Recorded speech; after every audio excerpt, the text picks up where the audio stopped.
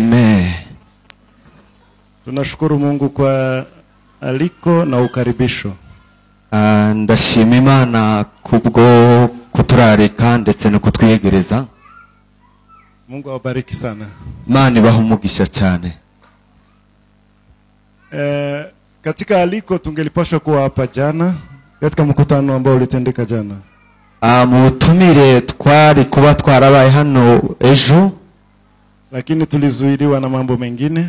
Ariko turafatirwa n'ibindi bikorwa. Tunashukuru Mungu kwa sababu siku ya leo tumepata wakati. Turashima Imana kuko uyu munsi twabonye umwanya. Amen. Amen. Ni mfululizo karibu wa wiki 4. Ni byumweru bine bikurikirana. Nikialikwa hapa na kule. Ntumirwa hirya no hino. Na mimi nikamisi nyumbani siku nyingi. Nawe ashaka gusengera mu rusengero rwe. Lakini leo Mungu alisema nikutane nao hapa. Ariko Imana yashatse yuko tuza guhurira nabo hano. Kwa ya ushindi ni baraka kwetu. Abaririmbyi ba ushindi n'umugisha kuri twe.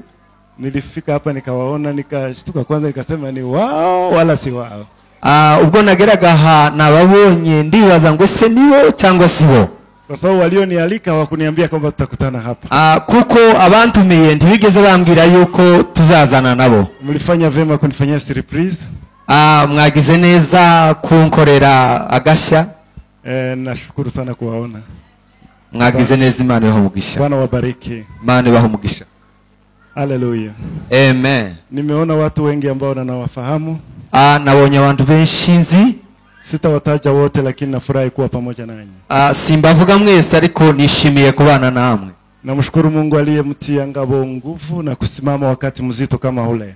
Ndashima Imana yabashe guhangabo imbaraga guhagarara mu gihe kitari cyoroshe. Mbele ni pazuri. Imbere ni heza. Kwa sababu tunamwamini Mungu anayepanguza machozi. Kuko twizeye Imana izihanagura amarira. Hallelujah. Amen. Mungu aendelee kukutia nguvu pia. Mani ikomeze iguha imbaraga kandi igukomeze. Nilipoalikwa nilipewa teme au kiini cha mahubiri ambayo yalikuwa yakihubiriwa hapa katika mkutano. Ubwo nararekwaga nahawe umutwe w'amajambo cyangwa se teme y'igiterane. Nikakutana mahali pengi ambapo nilialikwa hizo wiki zote. Nza gusanga ahantu nagiye pamagarwa muri ibyo byumweru byose. Nilikuwa na hubiri zaidi, nilikuwa nafundisha kuhusu mambo haya. Nabwirizaga amagambo asanaya. Nikasema kweli ni mpango wa Mungu. Ndavuga ngo by'ukuri ni umugambi w'Imana. Na ni kwa hiyo tutaendelea. Nayo ngayo tuza gukomeza. Bwana wabariki sana. Imana ibahe umugisha cyane. Niliangalia huku na huku nikaona wengi ni wa Kongo. Nakomeje kureba hirya no hino mbona benshi muri mwe na Abakongo. Na kama kuko wenyeji wa nchi hii na karibu sana, Mungu awabariki. Nimba hariho n'abanyagihugu mwegere, Imana ibahe umugisha. Nilikakumbuka neno Yesu alisema. Nza kwibuka ijambo Yesu yavuze. Aseme enendeni ulimwenguni mote. Mugende mu isi yose. Sema amen. Amen. Nikabakia kwa lile neno. Nikabaki kwa hilo neno. Nza gusigara kuri iryo jambo. Kumbe Yesu alituruhusu kwenda ulimwenguni pote. Kuko Yesu yaduhaye uburenganzira bwo kugenda mu isi yose. Na mahali ambapo nyayo zako zimekanyaga nimekupa. Jambo ryavuga ngo naho irenge byawe bizakandagira nzahaguha. Sema amina. Amen. Wakati wa Israeli nao walikuwa wanatoka kwao wakikimbia. Ubwoko bwa Israeli bwavaga iwabo buhunga. Mungu alisema nao kupitia kinywa cha Yeremia. Imana yavuganye nabo inyuze mu magaragu wayo Yeremia. Aseme huko mnaenda, iyo mugiye mukajenge manyumba mkae ndani. Muzubaka amazu mwicaremo. Muoweshe watoto wenu wazae watoto. Mushingira abana banyu bazabyare. Na nchi ambayo mtakuwa ndani, igihugu muzabamo, muiombee amani ili na ninyi mpate amani. Mugisengera amahoro kugira ngo namwe mubone amahoro. Nikasema kumbe vitu vyote vinaandikwa. Ndibaza ngo ibintu byose biranditswe. Sema amina. Amen. Kila kitu kinaandikwa. Ikintu cyose kiranditswe. Hallelujah. Amen. Basi mahali ulipo utulie, uwe na moyo mtulivu. Ahuri utuze, ugire ituze mu mutima, uwe na miradi mikubwa. ugire imigambi migari. Nilishukuru Mungu kusikia mko na mradi wa kununua uwanja na kujenga kanisa. Ndashima Imana kuko numvise mufite umugambi wo kugura ikibanza cyo kubakamo ikanisa. Hiyo inafurahisha Mungu sana. Icyo kinezeza Imana cyane. Na inaona kwamba mko na utulivu. Bigaragaza yuko mutuje. Mioyo yenu haipupe. Imitima yanyu ndikubita. Sema amena. Amen. Mungu awabariki kwa mradi huo. Imana ibaho umugisha kubwo mugambi. Na mtakuwa mkipiga hatua moja anapiga 1000 ili mkutane jambo hilo lipate kutimia. Ubwo muzaza mutera intambwe Imana na izazitera yindi. Kwa sababu ni mnamjengea Mungu. Kuko mushaka kubakira Imana. Na Mungu alisema siwezi kujengewa nyumba nikae ndani.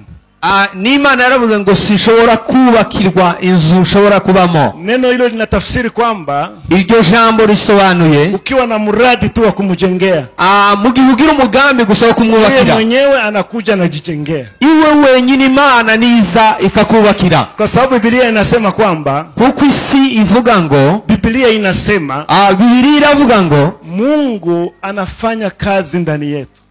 Imana izikora imirimo ikoreye muri twe. Sema amen. Amen. Tunasikia yeye ndio anavifanyaka. Amen. Amen. Unisogelee hapa ndugu. Tunataka kuingia sasa katika neno letu la leo. Dushaka kwinjira mu ijambo ry'Imana. Dakika niko naziona mbele yangu ambazo nimepewa. Ndabona iminota bampaye imbere yanje. Nilikuwa niliogopa sana wakati nilikaa pale. Narimo ntinya cyane ubwo nari nicaye hariya. Niangalia hii saa. Ndeba iyi saha. Nilikangoja kama itatembea. Ntegereza yuko iza kugenda. Nikasema Mungu wangu. Ndibaza ngo Mana yanje. Mbona sasa tulifikia hapa ingali tu pale? Igihe twagera aha iracyari ahandi. Nikakuja kukumbuka kwamba wakati nitahubiri nitaionyesha mgongo. Nza kwibuka yuko igihe nza kubwiriza nza kuyiha umugongo. Haitanishtua. Habwiza kunkanga. Lakini nimeona ingine mbele. Ariko nabonye indi mbere. Ile hayo naona iko inatembea.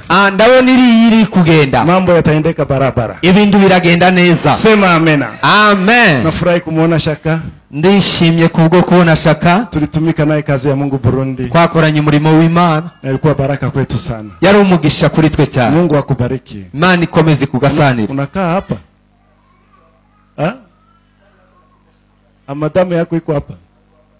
Iko wapi? Iko hapa. Madame ya Shaka simame nimuone. Madame Shaka nahaguruke murebe. Mungu akubariki kabisa. Imana kugasanire cyane. Uliolewa na muimbaji.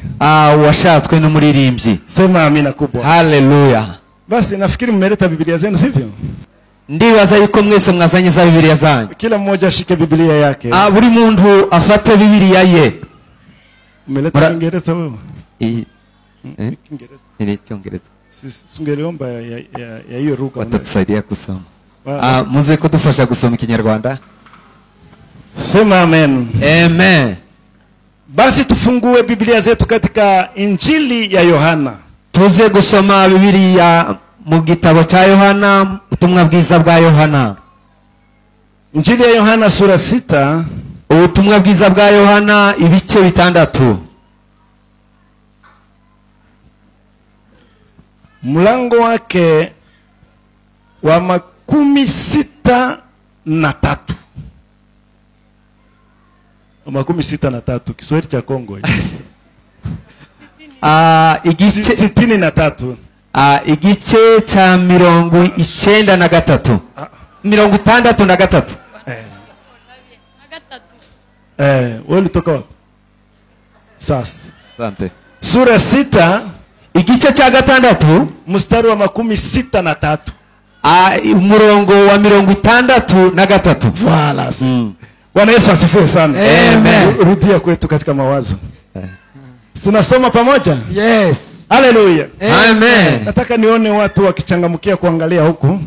Ndashaka yuko abantu baza kureba hano. Kwa sababu tunataka kula kabisa. Kuko dushaka kwakira igaburo. Roho ndiye itiayo uzima. Mwili haufai kitu. Maneno hayo niliyowaambia ni roho tena ni uzima. Amen. Amen. Amen. Mudufashe kwa kiruga. Umwuka ni utanga ubugingo. Umubiri ntacyo umaze. Amagambo mbabwiye niyo mwuka kandi niyo bugingo. Amen. Amen. Tuteremuke chini kwa 68. manuke gato kuri 68. Basi Simoni Petero akamjibu, Bwana, twende kwa nani? Wewe unayo maneno ya uzima wa milele. Amen. Amen. Simoni Petero aramusubiza ati, databuja, twajya kuri nde ko ari wowe ufite amagambo y'ubugingo buhoraho. Amen. Twende katika kitabu cha Hesabu, tuje mu gitabo cyo kubara sura 14, ibice 14 mstari wake wa 6, n'umurongo waho wa 6. tutateremuka kidogo. Turaza kumanukaho gato. Hesabu sura 14, kubara ibice 14 mstari wake wa 6, umurongo wa 6, tuteremuke kidogo. ukomezaho. Na Yoshua mwana wa Nuni na Kalebu mwana wa Yefune walikuwa miongoni mwao walioipeleleza nchi, wakararua nguo zao. Wakanena na mkutano wote wa wana wa Israeli wakasema, nchi ile tulioipita kati yake ili kuipeleleza ni nchi njema mno ya ajabu. Ikiwa Bwana anatufurahia, hapo utatia kistari. Uraza gushiraho akarongo. Ikiwa Bwana anatufurahia, atatuingiza katika nchi hii, atupe iwe yetu, na ni nchi yenye wingi wa maziwa na asali. Amen. Amen. Yoshua mwene Nuni na Kalebu mwene Yefune bari mu mubare wabatase icyo gihugu. Wabatase icyo gihugu. Bashishimura imyenda yabo, babwira iteraniro rya Isirayeli ryose bati, igihugu twaciyemo tugitata ni ciza cyane. Nimba Uwiteka atwishimira, azatujana muri icyo gihugu, akiduhe, kandi ari igihugu c'amata n'ubuki. Amen. Amen. Aho havuga nimba Uwiteka atwishimira, nimba wazanye ikaramu ube nkuhashira karongo. Hapo ambako unasema kwamba kama Mungu anatufurahia, ukate kistari. Tumalize kusoma katika Injili ya Marko sura 11. Tuze kurangiriza mu butumwa bwiza bwa Marko igice cya 11, mstari wake wa 22. umurongo wa 21. 22. Yesu akajibu akamwambia, mwaminini Mungu. Amen. Saidie kwa Kiruga. 11:22. Yesu arabasubiza ati, nizere Imana. Amen. Haleluya. Kwa Biblia ya Kirundi mstari tunasoma, muri Biblia y'Ikirundi uyu murongo tuvuye gusoma inasema Yesu akamwambia, biravuga ngo Yesu aramubwira, mudumu katika kumwamini Mungu, mukomeze kumwizera Imana, mwamane ukwizera Imana. Yes. Sifa kwake Mungu. Amen. Haleluya. Amen. Tulipewa kiini cha mahubiri kwamba ni kubadilika au kugeuzwa. Twawe umutwe w'ijambo guhinduka. Sema amen. Amen. Mimi sikutafakari sana kwa neno hilo, nilitafuta vyenyewe vinaweza kutugeuza. Njewe ndabwo natekereje cyane ibishobora kuduhindura. Sikufikiri sana juu ya hilo neno lenyewe kubadilika. Ntabwo natekereje cyane kuri iryo jambo ryo guhinduka. Nikafikiri kuhusu vyenyewe vinaweza kutubadilisha. Nza gutekereza ku bintu bishobora kudufasha guhinduka, ili tuwe wale wanaompendeza Mungu, kugira ngo tube abanezeza Imana. Sema amina. Amen. Siwezi kubitaja vyote hapa, lakini tutazungumza sana kuhusu vitu viwili tu. Sinashobora kubivuga byose, ariko ndaza kuvuga ku bintu bibiri gusa. Cha kwanza kinachotubadilisha tunakuwa gisi Mungu anavyotaka tuwe. Ikintu cha mbere kiduhindura kugira ngo tubashe gusa nuko Imana ishaka ni kuamini neno lake aliloliandikisha, n'ukwizera ijambo ryayo yabashe kwandikisha. Tumupe Mungu wetu utukufu. Duhe Imana icyubahiro. Sema amina kufu. Amen. Huko kuamini neno Mungu alilolisema likaandikwa kunaweza kutubadilisha namuna gani? Uko kwizera ijambo Imana yanditse bishobora kuduhindura gute? Unajua Mungu si mtu aseme uongo, urazi neza yuko Imana atari umuntu ngo ibeshye, wala si mwanadamu ajute eti nilikuwa niliahidi lakini sikuweza tena kutimiza. cyangwa se umwana w'umuntu kugira ngo yishuze ibyo yasezeranye itabashe gusohoza. Anaitwa Mungu muweza yote, yitwa Imana ishobora byose. Mungu yuko mahali pote, Imana iba hose, Mungu anaweza yote, Imana ishobora byose, tena anajua yote, kandi izi byose. hiyo ni hakika ambayo haiwezi kubadilishwa. uko ni ukuri kudashobora guhinduka, Macho kudasubirwaho. ya nyama haiwezi kumuona, amaso yacu y'umubiri ntashobora kumubona. tunaona tu ni matendo yake, ibyo tubona gusa ni ibikorwa bye, lakini ariko kuna macho mengine ya kiroho hari andi maso yo mu mwuka ambayo yanaitwa ni macho ya imani. bita amaso yo kwizera, Ni kufunuliwa uzima ulio katika kile Mungu alichosema. ni uguhishurirwa ibintu biri muco Imana yabashe kuvuga. Wakati unafunuliwa uzima ulio ndani, ugihishurirwa ubuzima burimo, haleluya, amen, inakuwa yako mara moja. ubwawe direct. Uzima ni nini? ubugingo ni iki? Tuko pamoja wa ndugu, haleluya, haleluya. ubuzima njo kitu chenyewe hawajawahi kuiga. nico kintu cyonyine batarashobora kwigana.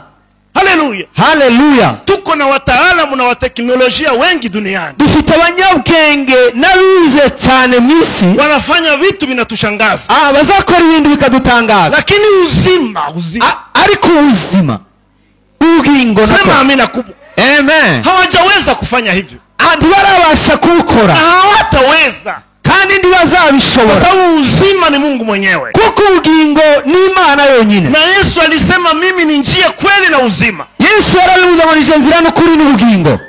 Haleluya, haleluya.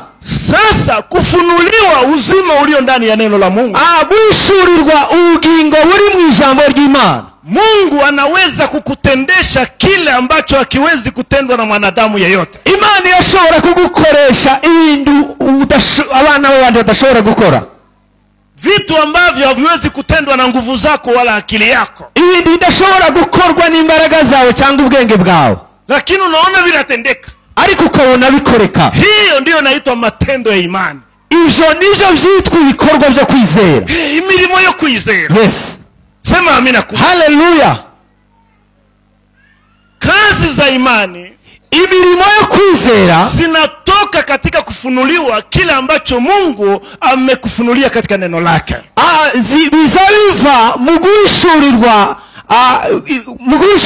ibyanditswe mu ijambo ry'Imana. Tumesoma hivi, twasomye ngo Yesu akawaambia, Yesu arababwira, hii maneno niko nawaambia, aya magambo ndimo mbabwira ni uzima, ni ubugingo.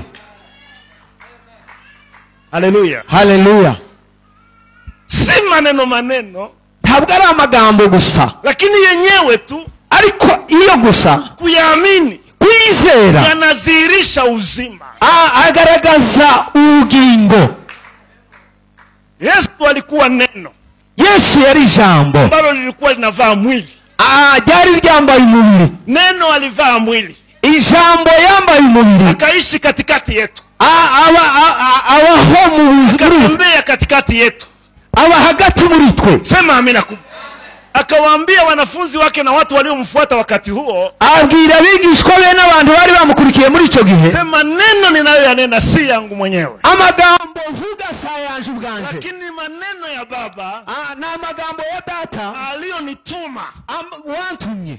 yale maneno Yesu aliyoyatamka, amagambo Yesu yabashe kwatura, yalidhihirisha uzima, yalidhihirisha matendo yake, yagaragaje ubugingo, yagaragaje ibikorwa bye.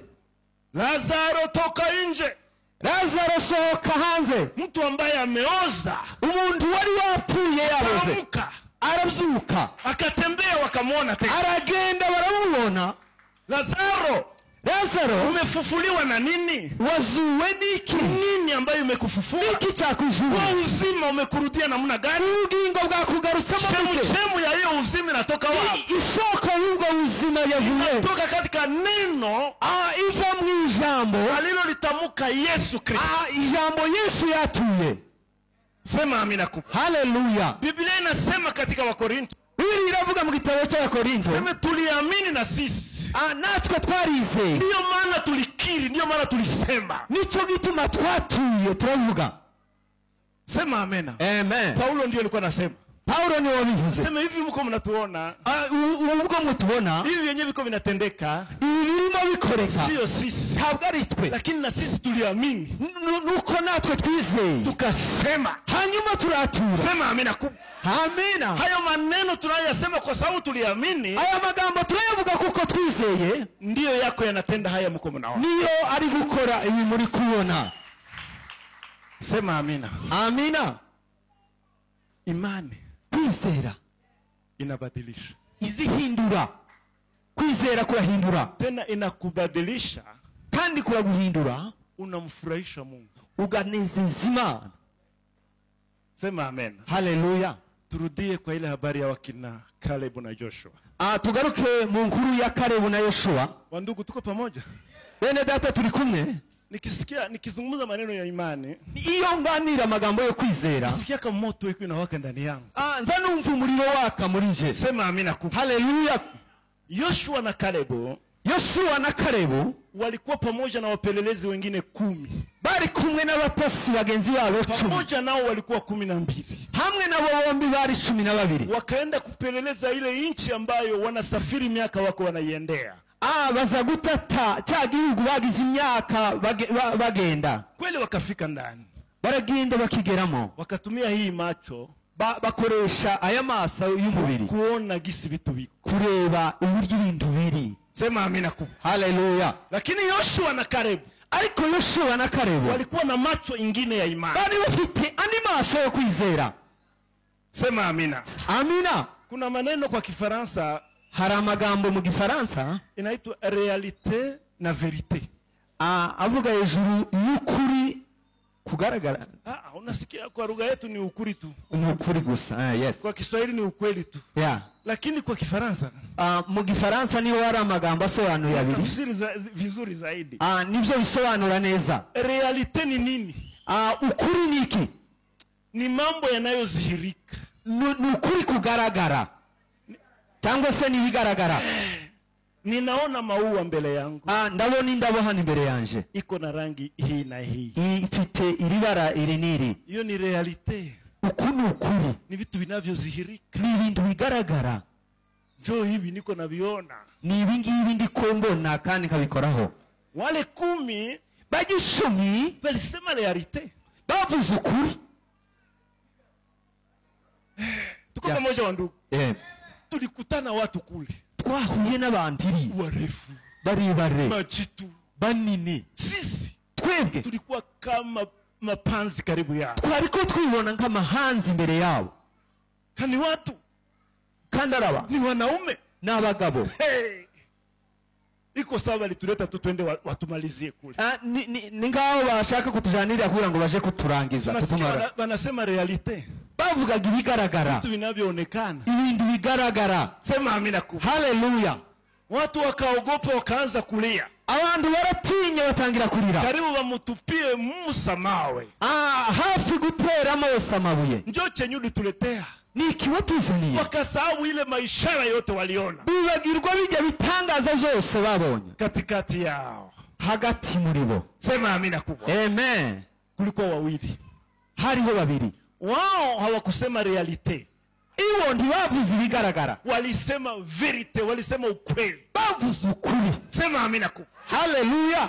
Wakasimama katikati ya watu wakararua kwanza mavazi yao. Bahagarara hagati y'abantu babishishi muri mitero yao. Hao walikuwa na macho mengine ya imani. Kuko bari bafite amaso yo kwizera. Imani iliyowabadilisha. Kwizera kwabahinduye. Hawakuwa wanaongozwa na yale wanayoyaona. Ntabwo bayoborwaga n'ibigaragara. Lakini waliongozwa na yale wanayoamini. Bayobowe n'ibyo bizera. Si ni vile Paulo alisema. N'ibyo Paulo yavuze. Tuongozwe na yale tunayoyaona. Ntabwo tuyoborwa n'ibyo tureba. Tunayoyaona yanasema. Ibyo tureba biravuga. Sema amina kubwa. Amina. Tunayoyaona yanaweza kutuogopesha. Ibyo tureba birashobora kudutinyisha. Tunayoona yanaweza kututetemesha.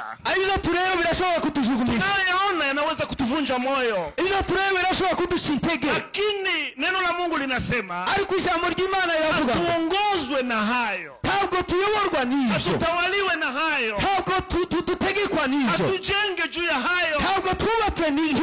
Sema amina kubwa. Haleluya. Lakini tunaongozwa na yale tunayo yaamini. ariko tuyoborwa n'ibyo twizera. Mnasikia kwamba imani inabadilisha? Tumwumva yuko kwizera guhindura. Haleluya. Haleluya. Imani iko sawa na kukamataka. Ni ngaho kwizera kuza kugufata, inakuweka katika mapenzi ya Mungu, ikagushira mu bushake bw'Imana mpaka Mungu anakufurahia. Kugeza ubwo Imana ikwishimira.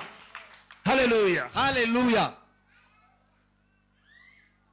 Yoshua na Kalebu wakasema, Yoshua na Kalebu baravuga ngo kama Mungu anatufurahia, nimba Imana itwishimira, tutaingia katika hilo nchi, tuzinjira muri ico gihugu. Hivyo wenyewe waliwaambia kwamba waliona, ibyo bababwiye babonye, hao wenyewe waliona, abo babonye, tutawakula kama mikate, abo tuzabarya nk'imitsima. Itawezekana tu, bizashoboka gusa Mungu anapotufurahia. Imana niyo itwishimira. Inasema bila imani hauwezi kumpendeza Mungu. Biblia yavuga kandi ngo uzira kwizera ndushobora kunezeza Imana. Na kila tendo lisiyotendwa kwa imani Biblia inasema ni dhambi. Biblia yavuga kandi ngo igikorwa cyose cyangwa imirimo yose ikorwa uzira kwizera yipfuye. Ni cyaha. Ni dhambi, ni cyaha. Tuko pamoja wa ndugu. Si mnasikia haya mafundisho tunapaswa kuyapatia muda. Tuingie ndani ya hii mafundisho ya imani. Timwumva niko izinyigisho zo kwizera dushobora kuzinjiramo. Biblia inasema mwenye haki ataishi kwa imani. Biblia yavuga ngo uwizera azabeshwaho mukiranutsi wanje azabeshwaho no kwizera. Sasa hicho kitu cyo kinasababisha mwenye imani aishi. Ico kintu kibasha kubeshaho mukiranutsi. Si mnasikia hicho kitu tunapaswa kukijali sana. Tumwumva yuko ico kintu dushobora kucitaho cyane. Sema amina kubwa. Amen. Mimi nilishangazwa na neno la Mungu. Jeo natangajwe n'ijambo ry'Imana. Mungu anasema ninawapeleka katika nchi inayojaa maziwa na asali. Imana aravuga ngo nzabajana mu gihugu kirimo amata n'ubuki. Mimi nishafika Israeli. Jeo nageze muri Israeli. Bandugu, bavandimwe, ukiangalia na hii macho, urebesha aya maso y'umubiri, unaweza kufikiri kwamba Mungu alisemaka bongo. Watekereza yuko Imana yabeshi. Nifasi kidogo tu, hiyo sehemu karibu ya ile bahari ya Galilaya, njoo kuko verdire, njoo kuko maji, njoo kwenye kunazirika kwamba kuko pazuri. Na handu hatoya iruhande rw'inyanja hari ibyatsi bibisi bishobora kugaragara mu gihugu. Lakini ukiteremuka huko chini ma Yerusalemu ko ni bimayiwe na jangwa, utasema sasa ile maziwa na asali iko wapi? Umanutse igihugu kindi kinini muri Yerusalemu ni igihugu cy'ubutayu cy'amara n'amabuye. Tuko pamoja? Turi kumwe. Lakini sasa ukianza kuangalia ma project ya Waisraeli benyewe biko wanafanya mwa hiyo jangwa yao, iyo ureba ibikorwa abanyisraeli bakorera muri ubwo butayu bwabo, beko na mangombe kukamula tu mara moja litre 60. bafite inka iyo ukamye zikagira amaritiro 60 mwa hiyo jangwa hiyo muri ubwo butayu. Sema amina kubwa. Semeni amina. Uko kwetu nilikuwa naona wanafanya ile vitu, wanatia asali ya mitiba, mnaona ile? Bijya bintu bashiramwo inzuki imitiba. Ukifika Israeli, ugeze muri Israeli, wao wakwake na bule budogo. Iyo ndi bagira turiya dutoya. Utakutana iko sawa nyumba yenyewe iko hapo. Uzasanga ni kintu kinini kingana n'inzu. Inajaa asali, beko wanakuya kupakalula tu. Tuzi kibaza gusa guhakura ubuki. Mwa hiyo jangwa. Muri ubwo butayu. Tuko pamoja? Turi kumwe. Utafikiri hii akili waliitosha wapi? Ushobora gutekereza ngo si babikuye he. Kisha mwenyewe utakuya kujipatia jibu. Hanyuma na uzaza kwiha igisubizo. Walimwamini Mungu. Bizeye Imana. Sema amina. Haleluya. Kwa sababu Mungu ni Mungu anayetiririsha mito hata katika jangwa. Kuko Imana ni Imana irema amasoko no mu butayu. Ni Mungu ambaye neno lake linaita benye habiko kama biko. Ni Imana ihamagara ibitariho bikiyo na binakuwa kandi bikabaho. Ndio maana Yesu alisema, nico gituma Yesu yavuze ngo chochote ambacho mtaomba kwa imani, ikintu cyose muzasaba mu kwizera, muamini kwamba mnakipewa, mwizere yuko mugihawe, mutakionaka muzakibona. Sema amina kubwa. amina. Imani inabadilisha. Kwizera kurahindura. Inabadilisha mtu anakuwa katika mapenzi ya Mungu, anakuwa nafasi ya kumfurahisha Mungu. Kwizera kurahindura umuntu akaba mu bushake bw'Imana, akabasha Ule muda unachukuaka kutafakari haya maneno. wa mwanya ufata utekereza kuri aya magambo. Njoo muda watamani kushinda muda mwingine wote unaweza kutumia kwa mambo mengine. Ni wo mwanya w'agaciro kuruta undi mwanya wari wose ushobora kugira mu buzima. Mungu anapokufunulia tu uzima ndani ya neno, kuko Imana iyo igushuriye ubugingo buri mu ijambo, unakubadilisha, buza buguhindura na unakubadilishia, kandi ukaguhindurira. Sema amina. Amen. Twende pamoja katika ile harusi ya Kana. Tugende mu bukwe bw'Ikana y'i Galilaya. Tuko pamoja wandu? Turi kumwe bavandimwe. Watu wanaalikwa mu harusi. Abantu barararikwa, barahamagarwa mu bukwe. Wako hapo. Baraho. Punde kidogo, mukanya gato. Mukanya gato. Divai inaisha. Divai irashira. Na watu wangali wanakuja. Kandi abantu bari bakihaye baza. Sema amena. Amina. Katikati ya waalikwa, hagati mu batumirwa, wanakuja kuona mwanamke mmoja, baza kubona umugore umwe, mama yake na Yesu, nyina wa Yesu, anatoka kwenye kiti chake pale, yari yicaye ku ntebe y'ihariya, anaenda nanongoneza kwenye sikio la Bwana Yesu, naye alikuwa mwalikwa pamoja na wanafunzi. Aja kongorera Yesu, nawe yari umutumirwa hagati mu batumirwa. Hapa kwenye katika harusi divai imekwisha. Aramwongorera amubwira ngo hano divai yashize hano mu bukwe. Si Yesu alikuwa mwenye harusi. Yesu ntabwo ari we wari nyiri bukwe, alikuwa alialikwa tu, yari yahamagawe, yatumiwe gusa. Sema amina kubwa. Amen. Sasa kamjibu mama yake akasema, nina nini na wewe, mbona muda wangu haujafika? Aramubwira nyina ngo se nko mbona igihe cyanje kitaragera. Mama yake akurudi kuikaa kwenye alikuwa anaikaa. Nyina ndiyasubiye hajya yari yicaye. Akaenda kuwaambia, mnaona wale wa protokole wenyewe wanasimama kule. Murabona bari aba protokole bahagaze hariya. Amen. Amina. Akamwambia yule. Aramubwira uriya. Abwira muhereza. Angalau tuko wengi katika hii harusi. Nubwo turi benshi hano mu bukwe. Chenye ule atawaambia mukifanya. Ico aza kubabwira uriya muze kugikora. Chenye atawaambia, atasema. Ico aza kubabwira. Neno atakalowaambia. Ijambo aza kubabwira. Mulifanya. Mulikore. Akaambia na ule. Abwira nuriya. Akaambia na ule. Abwira nuriya. Akaambia na ule. Abwira nuriya. Wale wote wenyewe walikuwa wanaketisha watu na kuwapatia kitu. Bajya bose bahereza arababwira. Sasa nao hanyuma nabo, kwa sababu hakuwa na kazi nyingine ya kufanya, divai ilikuwa iliisha. Kuko nda kandi kazi bari basigaranye, divai yari yarangiye. Wote wakahama. Bose barimuka. Tuko pamoja wandugu. Turi kumwe bavandimwe. Wakaenda kusimama karibu ya ule mwanaume. Baza guhagarara hafi ya wa mugabo. Tuangalie huko. Yesu yarebagiye. Akiangalia huko, yarebagiye. Macho yake nakutana na mtumishi. Amaso yagahura n'umuhereza. Wanamuzunguka kabisa, weko pale. Baramuzenguruka baraho bose. Wanachunga aseme nini. Basi barindiriye yuko avuga. Ninakualika katika mkutano huu. Ndakubwira muri iki giterane. Usiwe mbali ya Yesu. Tuwe kure ya Yesu. Usiwe mbali ya neno lake. Tuwe kure y'ijambo. Atakalo kuambia. Itaza kukubwira. Itakubadilisha. Iraguhindura. Itakubadilishia maisha. Kandi iraguhindurira ubuzima. Sema amina. Haleluya. Wakaikata. Baricara. Wanangoja Yesu aseme. Bategereje Yesu yuko avuga. Yesu anaangalia hivi. Yesu akareba gute. Macho nakutana na mtumishi. Amaso yagahura n'umuhereza. Wote wako hivi. Bose bari samba. Wasikia atasema nini. Batekereza yuko aza kuvuga ijambo. Mwishowe. Nyuma Yesu akwambia. Yesu arababwira. Mwende. Mugende. Mshote maji. Muvoma amazi. Mujaije ile mabarasi. Muzuze biriya ibikoresho. Hawakumuuliza. Tibamubajije ngo. Kisha shota. Nitumara kuvoma. Sasa vitakuwa biragenda gute?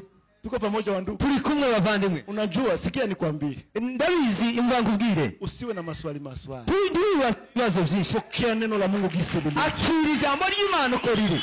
Sema haleluya, haleluya. Atakacho kuambia ukifanya. Ico aza kukubwira ugikore. Tenda miujiza sio wewe. Ntabwo ari wowe ukora ibitangaza. Lakini hilo neno. Ariko iryo jambo. Mwenye neno. Nyiri jambo. Ndio mtenda miujiza. Ni ukora ibitangaza. Wakaenda haraka. Baragenda bihuse. Wakachota wakajaza ile mabala. Baravoma buzuza bya bivazi. Saba limaliza. Ubwo barangizaga. Labda waliulizana, sasa tufanyaje? wenda barabazanye ngo se none tugire gute. Twende tumwambie kama tumemaliza. Reka tuje kumubwira yuko twarangije. Sema amina. Haleluya. Ataona tena wote wanakuja. Abona bose kandi baje. Tunamaliza sasa. Twarangije. Tunamaliza kufanya kile ulituambia. Twarangije gukora kirya wadutegetse gukora. Sema amina. Haleluya. Na Biblia inasema mukishafanya yale yote mlioazimiwa kufanya. Biblia yavuga ngo nimwarangiza gukora bijya byose mwategetswe gukora. Mukwe mnarudi. Muzamugaruka. Mumwambie Mungu. Mubwire Imana. Tumefanya kile ulichotuambia. Twakoze kirya wadutegetse gukora. Sema tena. Vuga kandi. Tumumpe Mungu wetu utukufu. Tumumpe Bwana utukufu. Haleluya. Haleluya. Yesu akamwambia tena. Yesu arababwira kandi ngo unajua tatizo tunakuwaka nalo. Urazi kibazo tugendana nacho. Uko hapa Yesu anakuambia fanya hivi. Urahanga Yesu akakubwira ngo kora gutya. Unafanya unaona binatendeka. Urakora ukabona birakoretse. Sasa ukishafika hapa hanyuma wagera aha kuliko kwenda kumuuliza tena sasa nimefanya vile. Aho gusubirayo ngo umubwire yuko nakoze bya bindi. Unaanza sasa kuendelea kwa nguvu zetu. Ukashaka kukomezanya imbaraga zawe. Na njoo vitu vinakuwa ukame. Nico gihe ibintu biza biba mu butayu biza bikakara. Tuko pamoja wandugu. Turi kumwe bavanye. Ni wale watumishi. Ariko waje bakozi wakakuja kumwambia tena. Baza kumubwira kandi. Tumemaliza kuchota. Twarangije kuvoma. Ego. Mwende mwambie ule mkuu wa meza. Muje kubwira uriya umukuru w'abahereza. Ule mwenye anachunga madepo. Uri uhagarariye depo. Kwa sababu ilishakuwa vide. Kuko yarangiye. Mwende mwambie aende kuonja. Muje kumubwira aze kumva, aze gusogongera. Hakuambia mwende nyinjo muonje. Ntabwo yababwiye bajya ngo ari bo bagenda. Hiyo ndio kosa tunafanyaka. Iyo niyo makosa tuzadukora. Kuko sasa tunatakaka sisi ndio tuonje. Hari igihe tuzatwumva yuko ari twe dusogongera. Tunaona tulishakuwa bakubwa. Tukimva yuko twamaze kuba bakuru. Walikuwa watumishi tu. Barabahereza gusa bato. Mkubwa wa meza. Abantu bakuru kulikuwa mkubwa wa meza. Hariho umukuru w'abahereza. Hata kama divai ilikuwa ilishaisha. Kuko divai yari yarangiye. Yeye njoo angelipasha kuambia waende kuonja. Niwe wari kubabwira ngo baje gusogongera. Yeye ndiye angelipasha kwenda kuonja. Iwe niwe wari kuja gusogongera. Nifanye nini? Koriki? Ule bwana anatuambia uende uonje. Uriya mugabo yatubwiye ngo uje gusogongera. Sema amina. Vuga amena cyane. Kwa sababu alikuwa na ngoja muda wa kutosha. Kuko yari yategereje umwanya uhagije. Wageni wako wanakuja hawana tena kitu. Abashitsi barimo baza ntibabone icyo kunywa. Alifikiri labda ni zenye zinaletwa hapo hapo. Yatekereje yuko hari izindi bazanye. Akaenda haraka. Arihuta cyane. Aravoma, arasogongera. Akasikia ni divai tamu sana. Aza kumva yuko ari divai nziza iryoshye cyane. Kuliko kufurahi. Aho kwishima. Tunapata kitu ya kupatia tena waalikwa. Hariho guhereza abatumire. Kuliko kufurahi. Aho kwishima. Aseme tunapata divai nyingine. Twabonye indi divai. Akakasirika. Ararakara. Mlishasoma ile habari? Mwasomye iyo nkuru. Mufete nzima yenyewe najaa wanaume na wanawake. Mukwe munini bwari buzuye abagabo n'abagore. Akaita. Arahamagara. Tena akaita bwana harusi. Ahamagara umukwe. Bwana harusi iko pale anafunga ndoa. Umukwe yaraho yafunze ndoa. Tuko pamoja wandugu. Turi kumwe bavana. Akamuita ndani ya mkoa. Ulitufanya namna gani? Aramuhamagara ngo se wadukoze ibiki? Kwenda hata kumunongoneza. Ntabwo yagiye no kumwongorera. Na Biblia inasema kwamba limuita. Biblia yavuga ngo yaramuhamagaye. Sasa wewe ulitufanya namna gani mwa hii harusi? None wewe wadukoze ibiki muri ubu bukwe? Wengine wanaanzaka na divai tamu. Abandi batangizanya na divai iryoshye. Watu wakishatosheka wanakunywa sasa bale wenyewe wanapenda kunywa sana njoo wanakunywa. Hanyuma abantu bamara guhaga bakabona kuzana divai itakiryoshye. Sasa umeweka tamu mpaka sasa. None wewe wabise iryoshye kugeza ubu. Mungu asifiwe kwa sababu wana harusi ya kumjibu kitu. Imana ishimwe kuko umukwe ndiyigeza amusubiza. Biblia inasema kwamba Biblia yavuga ngo huyo mkuu wa meza uwo mukuru w'abahereza hakujua kwenye divai litoka. Ntabwo yamenye iyo divai yavuye. Lakini watumishi ariko abakozi abahereza bato. Tuseme amina.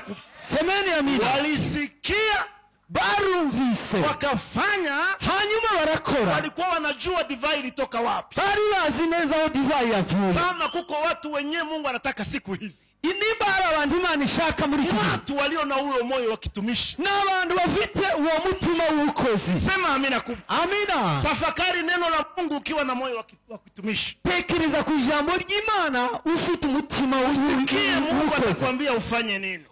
Wumva icyo Imana ishaka kukubwira gukora. Ninapenda hao watumishi sana. Imana ikunda bene abo bakozi cyane. Ninapenda hao watumishi. Njyewe nkunda abo bakozi cyane. Katika habari hii muri aya makuru hakuna neno walisema. nta jambo ryabo bigeze bavuga. Sema amina kubwa. Amen. Walikuwa tu yao kimya. Iyo bari bicecekeye gusa. Matendo yao. Ibikorwa byabo. Sogea huku labda huku nasikia. Matendo yao. Ibikorwa byabo Yalikuwa yanahubiri. byarimo bibwiriza. Yalikuwa yanasema. Byariko bivuga. Sema amina kubwa. Hallelujah, Hallelujah. Amen. Imani yao juu ya kile walichoambiwa.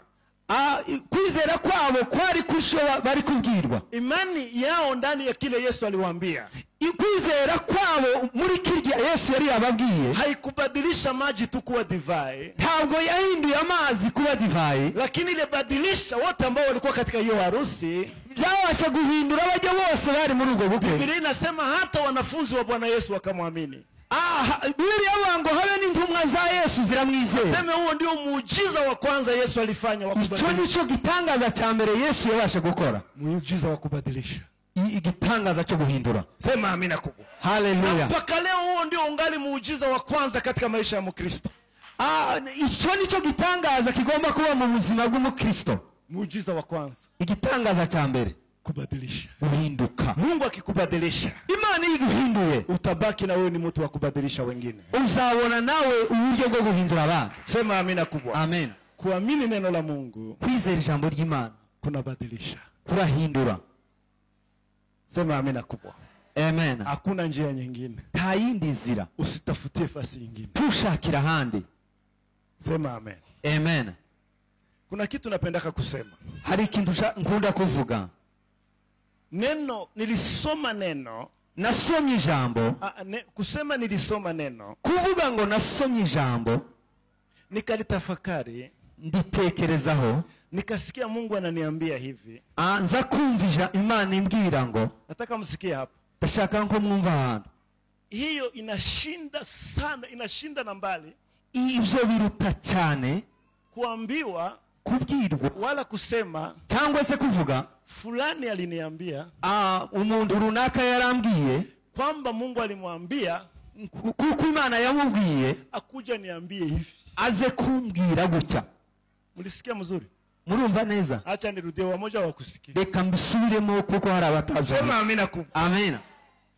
Kusoma neno la Mungu, gusoma ijambo ry'Imana, unalitafakari, ukaritekerezaho, unafunuliwa kile Mungu ambacho anakuambia ndani, hanyuma ugahishurirwa icyo Imana yashize mu ijambo, na kisha unasema mbele ya watu, hanyuma ukavuga imbere y'abantu, nilisoma neno, nasomye ijambo, nikasikia Mungu ananiambia hivi, nza kumva Imana imbwira ngo. Hiyo icyo inashinda na mbali, icyo kiruta kure kuja kusema, kuza kuvuga ngo aseme fulani alikuja kuniambia, umuntu runaka yaze kumbwira ngo, kwamba Mungu alimwambia, Imana ngo yamubwiye ngo akuje kuniambia, aze kumbwira. Hiyo haina kilo sana. Icyo ndi gifite uburemere cyane. Haleluya. Amina. Kwa sababu katika kutafakari neno, kuko mu gutekereza mu kumedita ijambo, ni Mungu na wewe. Ni wewe ni Imana, ni wewe ni Imana. Sema amina. Vuga amina cyane. Si tulikuwa tunasema tuko watoto wa Mungu? Titwarimo tuvuga yuko turi abana b'Imana. Huko wimbo mmoja waliimba hivi. Hari indirimbo imwe mwaririmba. Kwa msalaba tuligeuka kuwa watoto. Ku musaraba twahinduwe abana b'Imana. Sisi wote tuko wazazi. Twese turi ababyeyi. Ukiwa na mtoto, iyo ufite umwana, kila mara akitaka kukuambia neno unapitia kwa mtoto mwenzake. iyo ashaka kukubwira ijambo anyura ku wundi mugenzi we w'umwana. Mwenye walinyonya liziwa limoja. Urya bose ibere rimwe. Walitoka katika tumbo moja. Bavuye mu nda imwe. Lakini unaona yeye hakusogelea na uko mzazi wake. Ariko ukabona iwe ndakwegereye kandi uri umuvyeyi we. Kila mara kitaka kuambia neno apitia kwa yule. Buri gihe iyo aje kukubwira ijambo akanyura kuri mugenzi we. Utabaki na huzuni kama mzazi. Uzasigarana akababaro nk'umuvyeyi. Kwa nini? Mbona na yeye ni mtoto wangu? Kubera iki kona wari umwana? Ananiogopea nini? Azantinyira iki? Ni kitu gani hiki nasukuma naenda mbali yangu? Ni kintu kigituma ataniyumvamo. Kwa nini hanisogelee? Niki gituma atanegera? So wewe kama mzazi, wewe nk'umuvyeyi unapendaka watoto wako wote wakusogelee. Uzushaka yuko abana bose bakwegera. Kila mmoja akuwe na access ya kufikia. Buri mwana wese agira uburenganzira bwo kukwegera. Watoto, abana, hata mzazi akitaka kuhesabu watoto wake, habe n'umuvyeyi yashaka kubara abana biwe, hahesabu yake asema 1 2 3 4 5. Ntabwo azabaranga 1 2 3 4. Anasemaka tu idadi wakati watu wengine wanakuuliza. Azavuga umubari gusiya abandi bamubajije. Lakini mule munyumba mule. Ariko hajya mu nzu. Unajua gisi na hesabu yake? Uzikundi zubabara. 1 1 1 1 Uzibara umwe. Kwa sababu kila mmoja ni wa pekee. Kuko buri umwe afite umwihariko. Amen. Na njoo gisi Mungu anatuonaka sisi. Nivyo n'Imana ni kuzitureba. Wenyewe banahesabiwa akasema 1 2 3 4 ni wa prisonnier. Abo bazabaranga 1 2 3 ni imfungwa. Hata nimero banaziweka kwa mashati yao. Habe ni mwibari bazayishira ku mashati yao. Unaona kumbe hiyo njoo namba yako. Bakabanga uyu niwe mubari wiwe. Lakini katika familia, ariko mu muryango, watu waliobadilishwa na damu ya Yesu Kristo, abantu bahinduwe n'amaraso ya Yesu Kristo, watu waliobadilishwa na kuamini neno la Mungu, abantu bahinduwe no kwizera ijambo ry'Imana, waliogeuka kuwa watoto wa Mungu, abantu bahinduwe no kuba abana b'Imana. Mungu anapotuangalia, Imana itureba, anapotuhesabu, Imana itubara, anatuona kama mmoja. Imana itubara nk'umwe. Sema amina. Kwa sababu hakuna mwingine wewe, kuko nta wundi wewe katika watu wote, hagati mu bantu bose. Mungu anataka uishi kwa imani. Imana irashaka ngubeho kubwo kwizera, ufurahishe moyo wake, hanyuma ushimishe umutima w'Imana. Tumupe Mungu wetu utukufu. Imana icubahiro. Kitu cha pili ambacho tunakwenda kumalizia kwacho, ikintu cha kabiri tuza kurangiriza, kinachotubadilisha, ikintu kiduhindura, ni kukaribisha utukufu wa Mungu, no kwiyegereza ubwiza bw'Imana. Sema amina. Amina. Kukaribisha utukufu wa Mungu, kwiyegereza ubwiza bw'Imana. Unajua huwezi kumtenganisha Mungu na utukufu wake, kuko ntushobora gutandukanya Imana n'ubwiza bwayo, wala uwepo wake, cyangwa kubaho kwayo. Kwenye Mungu iko na utukufu wake uko pale. Imana iri n'ubwiza bwayo burahari. Amen. Naona wamama wangapi uko sawa wanasinzia. Ndabona hari abantu batangiye gusinzira. Haleluya. Amina. Wakupewa sifa na utukufu na heshima, mwenye nguvu na uweza. Tumukaribishe hivyo. Wakupewa sifa, wakupewa sifa na utukufu na heshima, ni wewe mwenye nguvu na uweza, ni wewe. Kwa sauti zetu turudilie. Wakupewa sifa na utukufu na heshima, ni wewe mwenye nguvu na uweza, ni wewe. Tunyoshe mikono yetu tumwambie hivyo. Wakupewa sifa na utukufu na heshima, ni wewe mwenye nguvu na uweza, ni wewe. Kukaribisha uwepo wa Mungu au utukufu wake, kwiyegereza ukubaho kw'Imana cyangwa ubwiza bw'Imana. Musa akiongoza taifa la Israeli wanatoka utumwani, Mose ubwo yayoboraga ubwoko bwa Israeli bava muri Egiputa, akitatua matatizo yao, akemura ibibazo byabo, akiona mkono wa Mungu siku kwa siku, abona ukuboko kw'Imana umunsi ku wundi. Alifika mahali yageze ahantu akasikia anatamani utukufu wa Mungu. yumva yifuje kubona ubwiza bw'Imana. Tuko pamoja wandugu. Turi kumwe bavandimwe. Unajua kosa tunatumikaka Urazi hari igihe dukora na tuko tunamtumikia Mungu, kandi tukorera Imana, lakini kuna mahali unafikaka, ariko hari igihe ugeramo, sijui kama na ninyi mnabinakuwaka, sinzi namwe nimba biza bibabaho. Sema amina kwa. Amina. Unasikia unatamani kumkaribia Mungu, ukiumva wifuje cyane kwegera Imana akubadilishe, aguhindure. Unasikia vitu bilishakuwa routine tu, ni kawaida, ni gisi vitu vinaenda, ukabona ibintu ni bisanzwe gusa. Musa alifikia hiyo nafasi.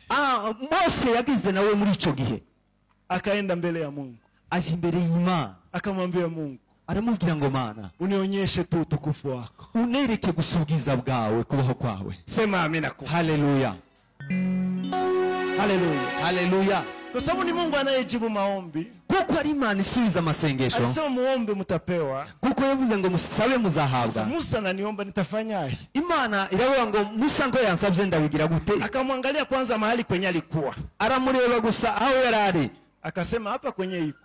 Aramureba ngo ahari uri siwezi kuzihirisha utukufu wangu, ntabwo nshobora kugaragaza ubwiza bw'Imana. acha kwanza nimupeleke nafasi, reka mbanze mujana ahantu. Sema amina kwa. Amina. Akamupeleka katika mwamba, amujana hagati y'urutare. Amen. Amina. Akasema simama hapa, aramubwira ngo hagarara aha, usitoke, ntuwave. Mose, usitoke mwa hii mwamba, tuve muri uru rutare. Sasa hata kama uliniambia nikuonyeshe utukufu wangu, ndashaka kukwereka ubwiza bwanje, angalau uliniambia nikuonyeshe utukufu wangu, aho nubwo wambwiye ngo nkwereke ubwiza bwanje, huwezi kuniona macho yangu, ntabwo ushobora kumbona n'aya maso yawe y'umubiri. Wewe bakia tu, wewe gusagumaho, nitapitisha wema wangu wote mbele yako, ndacisha ubwiza bwanje bwose imbere yawe. kugira neza kwanje, yes, nitapitisha yote mbele yako, ndacisha kugira neza kwanje imbere yawe, na kisha hanyuma nitakuja kukushika uso, ndaza kugupfuka mu maso, nipite, hanyuma ntambuke, njoo nitakuja kukuachilia, hanyuma nibwo nza kukurekura, uone tu hapa nyuma yangu, uze kubona hano inyuma yanje. Sema amina. Amina. Musa kaenda ndani ya mwamba, Mose aja mu rutare. Sema amen. Amina. Mwamba ni nani? Urutare ni nde? Sema amina. Haleluya. Mwamba ni Yesu. Mwamba ni urutare ni Yesu. Mwamba ni neno. Urutare ni jambo. Tumupe Mungu wetu utukufu. Imana ikiwa. Akaenda ndani ya mwamba, aja indani mu rutare, kutafakari, gutekereza, kungoja, gutegereza. Sema amina. Amina. Mungu akaja, Imana iraza. Sikiliza nikwambie, umva nkubwire, ndani ya neno, hagati mu ijambo, Mungu yupo, Imana irahari, Mungu anajizihirisha, Imana izayigaragaza mu ijambo. Sema amina. Haleluya. Kisha kashika uso wake, hanyuma aza gupfuka mu maso he. Alipopita, amaze gutambuka, Musa akaona utukufu wa Mungu. Mose aza kubona ubwiza bw'Imana. Hapa tu areba gusa hano inyuma, alitoka hapo kwenye alikuwa, amaze kuva aho yari ari imbere, anaendea tena Waisraeli, aza kuja mu bwoko bwa Israeli. akikaribia wanaume anaona wanakimbia, yegera abagabo bakabona barahunze, akiangalia kutana wanawake wanakimbia, yegera abagore nabo bakabona barahunze, watoto njoo ku system walishaingia makambini wote wanafika, niyo ndukavuge barahunga. Mko mnakimbia nini? Ababaza ngo se murahunga iki? Usuku na ngara uso wote iko sawa, jua ilishuka njoo ikenda tuwakia hapa. Arabongo urimo urabagirana ningaho izuba ryamanutse kuri wewe. Niko na meremeta njoo maana mnanikimbia. Arabwira ngo ndarabagirana niyo mpamvu muhunga. Mukuye basi. Aza kubabwira ngo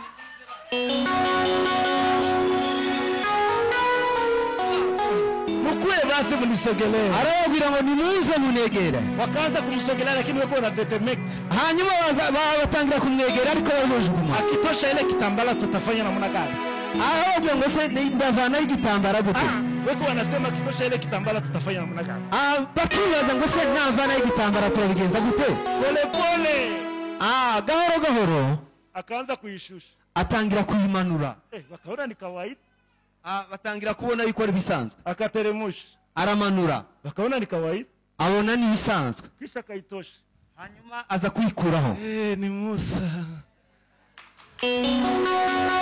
Haleluya, haleluya.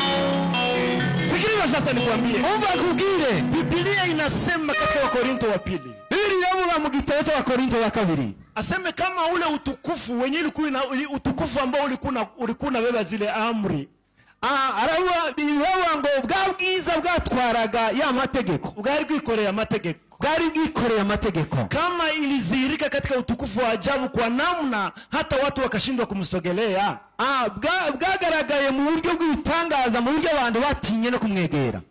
Lakini wao utukufu aseme ulikuwa unaenda unaisha polepole kwa namna ulifika nafasi ukaisha. Ubwo bwiza bwari ko bugenda bugabanuka kugeza ubwo bwarangiye. Sasa Biblia inasema, hanyuma Biblia yavuga ngo itakuwaje kwetu sisi? Bizagenda bite kuri twe? Haleluya. Haleluya. Tunaopokea utukufu ambao usiobadilika, ni kutoka utukufu hadi utukufu hadi utukufu hadi utukufu. Bizagenda bite kuri twebwe twakira ubwiza budahinduka cyangwa budashira, twinjira mu bwiza tuva mu bundi twinjira mu bundi. Paulo akasema hivi. Paulo arabivuga ngo aseme utukufu sisi tunaopokea, arabivuga ngo ubwiza twebwe twakira wakati tunaingia katika utukufu wa Mungu, mu gihe twinjira mu bwiza bw'Imana, unafanana kama mwanga wa jua unaoangaza ndani ya kioo. Birasa n'izuba, n'imirasire y'izuba irasira hagati mu kiyo. Tuko pamoja wandugu? Amen. Tulikuwa tunavifanya zamani wakati tulikuwa watoto. Si mnavikumbuka? Ulikuwa unasimama nje, wengine wako mu nyumba. Uhagararaga mu nzu unasimama nje wakati wengine wewe ugahagarara hanze mu gihe abandi bari mu nzu. Unaonyesha kioo yako kwa jua. Hanyuma ukerekeza ikiyo cyawe ku zuba. Na yegeuza ile mwanga ya jua. Hanyuma ya mirasire y'izuba inapenya ndani ya nyumba. Ikinjira mu nzu. Na watoto wote wanashtuka mule. Hanyuma abana bose bagatangara bakikanga. Wakitaka kushika na itia huko. Wakitaka kushika na unaiona unashaka gufata ugahungisha. Sasa sikiliza nikwambie. Hanyuma umva mbabwire. Muimbaji alisema nimemuona asiyebadilika. Muri ibi byavuze ngo naramubonye udahinduka. Unajua Yesu abadilika. Ni Yesu udahinduka. Iko hapo. Araho gusa. Si kama ile jua yenyewe inaangaza asubuhi kisha inaingia jioni. Ntabwo ari nk'izuba rirasa mu gitondo hanyuma nimugoroba ni yule. Ni uko yarari. Sema amina kubwa. Haleluya. Waebrania inasema kwamba jinsi alivyokuwa jana ndivyo alivyo na ndivyo atatumu milele. Ngo uko yararejo n'uyu munsi ni kuri niko azahora. Utukufu wake ni ule ule. Ubwiza bwiwe nguvu zake ni zile zile. Imbaraga ze ni za zile. Habadiliki. Ahinduka. Analala katika neno lake. Aryamye mu ijambo rye. Tunapomsogelea, iyo tumwegereye, anatuangazia ule utukufu. Azatumurikisha bwiza. Sikiliza niwaambie. Ubabwire. Huo utukufu bwiza utakubadilisha, uzaguhindura, na unakubadilishia kila kitu kinachokuzunguka. Uzaguhindurira n'ibintu byose bikuzengurutse. Sema amina kubwa. Haleluya, haleluya. Samueli wa pili 6:10. Samueli wa kabiri 6:10. Muandike tu kwa sababu muda wetu umekwenda. Mwandike gusa kuko mwanya wagiye. Daudi mfalme. Daudi mwami. Unajua utukufu wa Mungu katika Waisraeli ilikuwa katika lile sanduku la agano. Urazi ubwiza bwabaga mu bwoko bwa Israeli. Sisi utukufu wa Mungu tunautosha katika neno lake. Nguko natwe ubwiza bw'Imana tubukura mu ijambo ryayo. Haleluya. Haleluya. Mfalme aliyetawala mbele yake, umwami wategetse mbere yiwe, hakujali sanduku la agano. Ntabwo yitaye ku isanduku ry'isezerano. Hakujali utukufu wa Mungu. Ntabwo yitaye ku bwiza bw'Imana. Alitawala tu. Yarategetse gusa. Na makosa na vitu gani? Mu mafuti no mu bintu fulani bitandukanye. Mpaka gisi Mungu akumfurahia akaondoshwa. Kugeza ubwo Imana itamwishimiye imuca ku ngoma. Mungu akaona kijana mwingine anayependa kuishi katika utukufu wake. Imana iza kubona umusore ukunda kuba mu bwiza bwayo. Akasema nimepata mtu anayefurahisha moyo wangu. Abango nabonye umuntu usa no ku mutima wanje ushaka. Utachunga kondoo tena bali utatawala watu wangu. Yararagiye intama, aramubwira ngo uragiye intama ariko uzaza kuyobora ubwoko bwawe. Nione kama unaweza kuwaongoza wote, unawaingiza katika hiyo utukufu. Niwe yuko babayora kugira ngo ubashe kubinjiza mu bwiza bw'Imana. Daudi alipotawala, Daudi ubwo yimaga ingoma, kitu cha kwanza, ikintu cha mbere akasema sanduku ya Mungu iko wapi? arabaza ngo se isanduku ry'Imana ririhe? Sema amina. Amina. Ile yenye na presente uwepo wa Mungu katikati yetu. Kirya kigaragaza ukubaho kw'Imana. Wakasema iko huko. Baramubwira ngo ririyo. Akaanza kupanga kwenda kuitoa huko. Atangira gupanga kundi ko kuri kureyo. Ailete katika mji mkubwa. Hanyuma yizane mu mujyi mukuru wa Yerusalemu. Sema amina. Amen. Haleluya. Amina. Hatutasema bibi ilikuwa kandani. Ntabwo turavuga ibyari mu indani mu isanduku y'isezerano. Muda wetu ni mdogo. Umwanya wacu ni mutoya. Sema Mungu kitupatia wakati siku nyingine tutaibizungumza. Imana ni dundi mwanya ikindi gihe tuzabivuga. Watu wote akawaambia. Abantu bose arababwira. Watu wa mjini Yerusalemu. Abantu bi Yerusalemu. Tunakwenda kuleta sanduku la Mungu. Tugiye kuzana isanduku y'isezerano. Mungu muumba wa dunia yote. Imana muremyi w'isi yose. Lile ambalo lilitembea mbele wa Israeli bahari ya Shamu ikapasuka. Bijya byagendeye imbere y'ubwoko bwa Isiraheli inyanja itukura lile ambalo walikwenda nalo vitani wakashinda. Bijya bajanye ku rugamba basha gutsinda. Nataka turirudishe turashaka kurigarura rigaruke muri Yerusalemu. Tupe Mungu wetu tukufu. Imana icyubahiro. Wote wakashangilia. Abantu bose baranezerwa barisha. Mfalme akaenda na watu wengi wakamsindikiza. Umwami ajana n'abantu bose baramuherekeza benshi. Walipofika huko wakaitayarisha. Abageze iyo bahamagara Elisha. Wakaitayarisha. Barabitegura. Wakaiweka kwenye migongo ya ng'ombe. Hanyuma barishira ku migongo y'inka. Na hiyo haikukuwa inaruhusiwa. Kandi ntibyari byemewe. Kulikuwa Walawi ndio walikuwa wanahusu watembea. Hariho Abalewi nibo bari bemerewe kwikorera isanduku y'isezerano. Katika furaha ya Daudi na akaingiza na makosa ndani. Mu byishimo bya Daudi aza gukoramo amakosa. Tuko pamoja wa ndugu. Sasa wanaitosha na zile ngombe siku hapo kwa wanaimba wanajielekeza wapi? Hanyuma baza kuyikoreza zanka bagenda baririmba. Ngombe zilifika fasi moja kwa sababu njia haikukuwa nzuri. Inka zake zaandamwe kukunzira itarimeze neza. Ile kisi ngombe moja ilifanya hivi. Hanyuma inka iza gutsikira. Ile sanduku ikapengama hivi. Hanyuma isanduka rirahengama. Kulikuwa mwanaume mmoja hariho umugabo umwe ambaye alikuwa na haraka moja ya ajabu. Wari ubangutse cyane. Na macho yake kuinaona mbali. N'amaso yerebaga kure. Aliruka mara moja.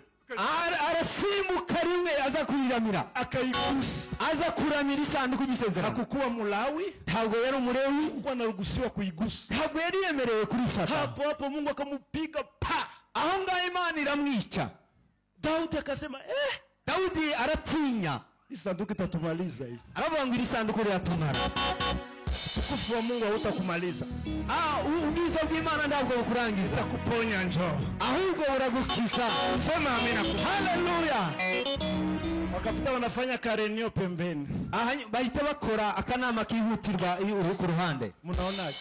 Murabibona gute? Tuendelee. Dukomeze cyangwa si tutakufa sie wote. Tituza gushira twese.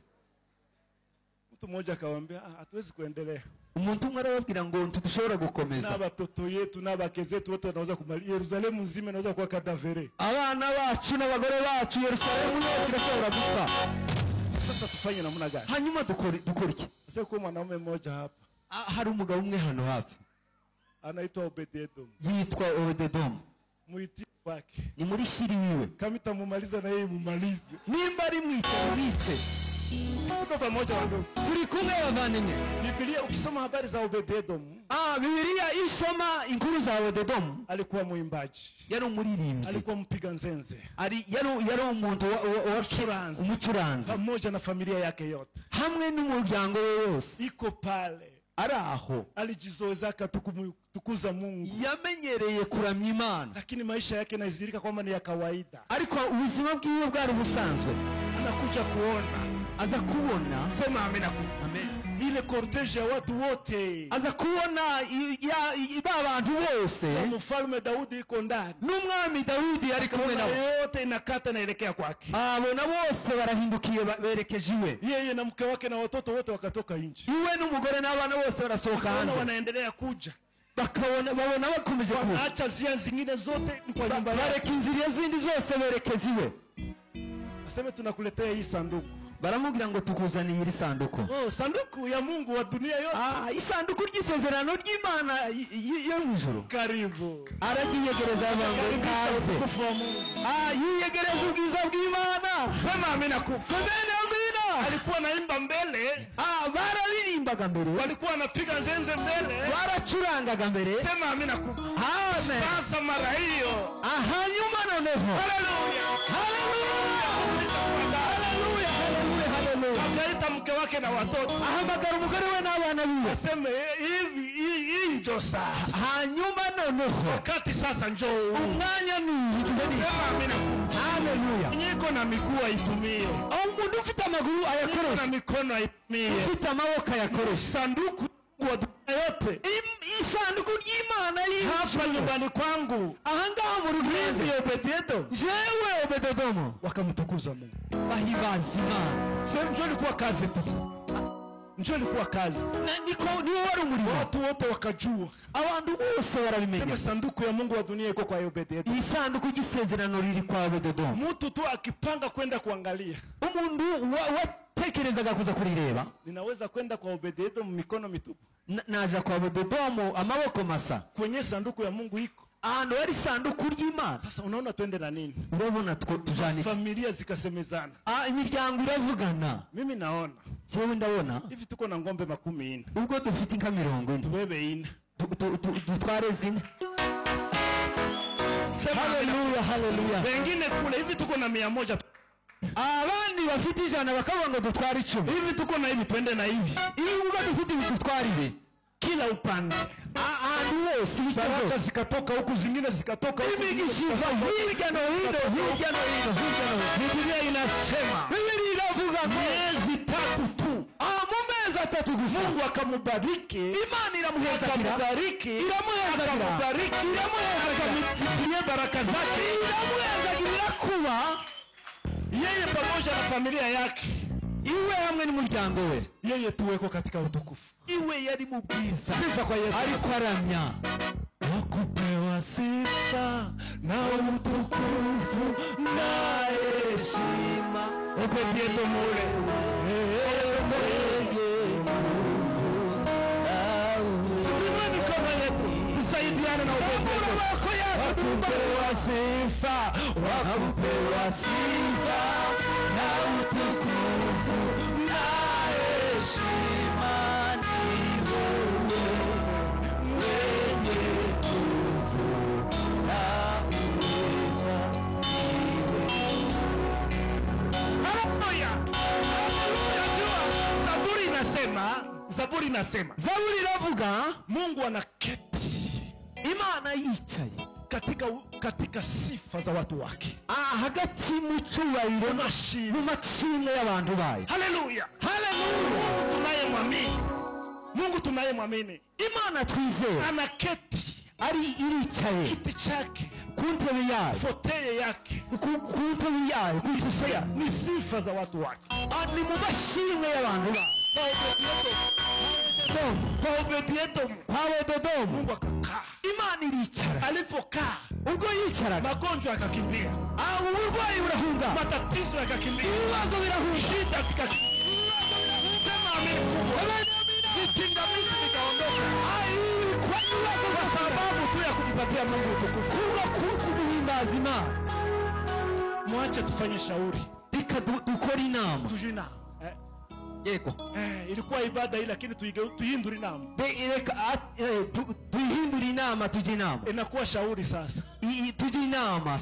Sema amina kubwa. Haleluya. Mimi nafikiri Jewe ndatekereza tuko katika shauri turi mu nama, tukaribishe utukufu wa Mungu katika familia zetu, twiyegereze ubwiza bw'Imana mu miryango yacu.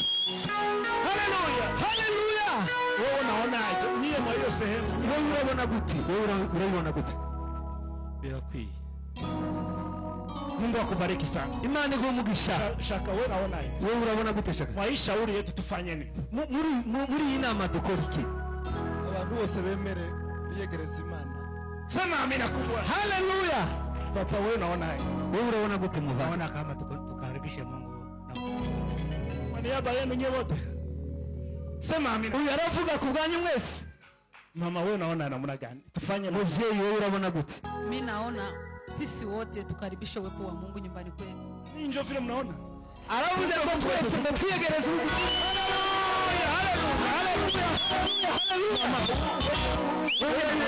Fikiria tufanya Unavyumva gute? Mimi nimeona tukaribishe uwepo wa Mungu kwa familia zetu na watoto. amina kubwa. Amina. Upa Mungu wetu utukufu. Uimana ya kitu. Haleluya. Haleluya. Apotre wewe unaonaje? Apostle wewe unaonaje? Tumkaribishe Mungu, uwepo wake uwe ndani yetu. Haleluya. Haleluya. Haleluya. Haleluya. Wakupewa sifa na utukufu na heshima ni wewe mwenye nguvu na uweza. Inua mikono yote miwili. Wakupewa sifa na utukufu na heshima ni wewe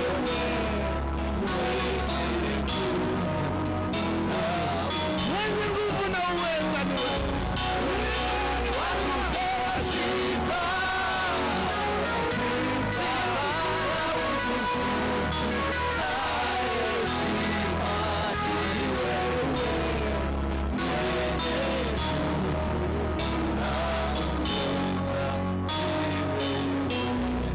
Haleluya. Haleluya. Daudi alisema, Mungu alisema mara moja. Daudi yavuze, Imana yabivuze rimwe, Mimi nikasikia mara pili. siwe mbyumva kabiri. Kwamba uweza na nguvu Icyubahiro na Mungu pekee. n'Imana gusa, Mungu asiyeshindwa. n'Imana idashobora Ni kunanirwa. mlima gani ambao hawezi kuungoa? Ni umusozi utabasha Ni kitu kunyeganyega. gani hawezi kubadilisha? Ni ikintu ki adashobora Ni gukora. taji gani ambalo hawezi kujibu? Ni ikihe cyifuzo adashobora gusubiza. Wakati tumemkaribisha, Tugiye tumwiyegereje, anakuja nakaa akaza na akicara, yeye anachunguza kila kitu. niwe ureba ibintu byose. Daudi alisema, Daudi yaravuze ngo, hata jeshi likijipanga kupigana na mimi, nubwo ingabo zabambira amahema ku ndwanya, sitaogopa. ntabwo nzatinya. Neno moja nimelitaka ni hili: Ijambo shaka ni rimwe, nikae nyumbani mwa Bwana, nicare mu nzu y'Imana, tazame utukufu wake nitegereze ubwiza siku zote za maisha yangu. ubuzima bwose bwa isi yose kubaho kwanjye. Sema amina kubwa. Haleluya, Haleluya. Haleluya. Haleluya. haleluya. Saa zangu zimekwisha. Amasaha yanjye ararangiye. Nilikuwa nabakiza kitu kimoja. Narisigaje ikintu kimwe gusa. Sema amina kubwa. Amina. Njo mzuri, vitu ya Mungu visikuwe vinaisha.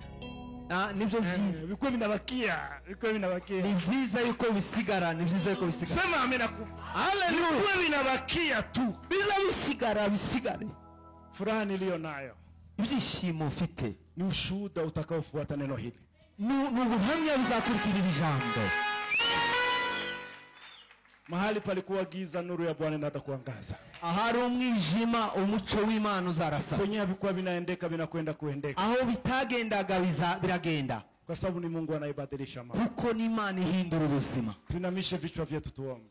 Twunamishe imitwe yacu dusenge. Wakupewa sifa Na Tukufu na heshima ni wewe mwenye nguvu na uweza ni wewe. Biblia inasema anayeamini kama vile maandiko inasema, Biblia iravuga ngo unizera nk'uko ibyanditswe bivuga. mito ya maji ya uzima Amariba y'amazi y'ubugingo itabubujika ndani yake. izatemba mu bugingo. Tulisema uzima ni kitu mtu ambacho hawezi kuiga. Twavuze ko ubugingo ni ikintu umuntu adashobora gupirata cyangwa Chemu yake ni Mungu mwenyewe.